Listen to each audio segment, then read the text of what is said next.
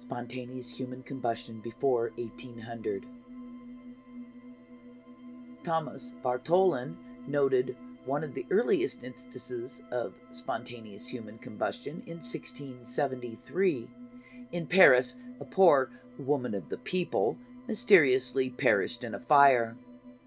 A drinker of strong spirits, she had gone 3 years without consuming any other food.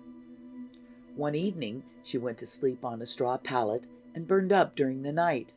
Only her skull and the tips of her fingers were discovered in the morning. The rest of her corpse had been reduced to ashes.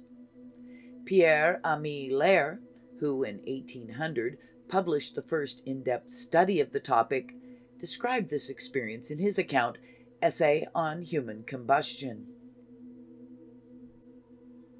A French couple was charged in 1547 for killing the man's father and setting his body on fire to hide the crime.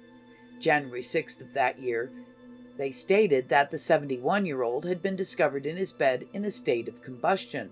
According to testimony presented in court, the chamber was filled with a dense smoke, and one of the witnesses asserted that he saw playing around the body of the deceased a small whitish flame, which receded from him as he approached.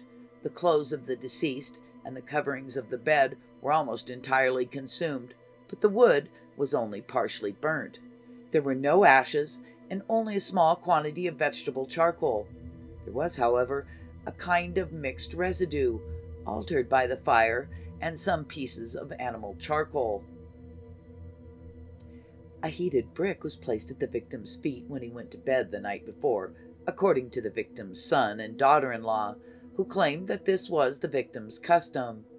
2 hours later, they went by his door again and saw nothing unusual, but when the victim's grandson went into his grandfather's chamber early the following morning, he saw the elderly man burning as described.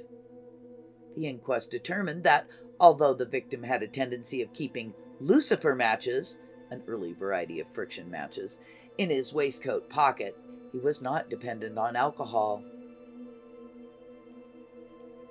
The body was excavated and inspected by Dr. Masson, who was hired to look into the case. Around his neck, a cravat, partially charred, was discovered. His nightshirt sleeve was still intact.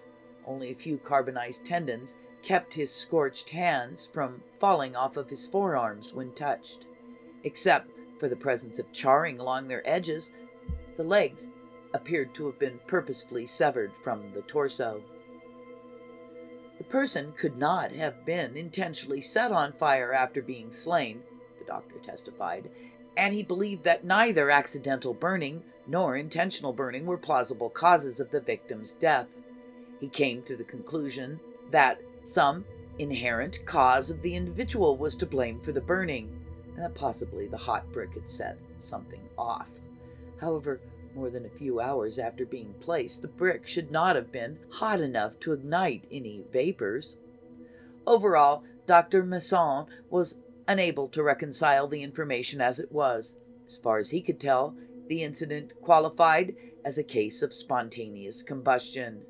The son and his wife were exonerated.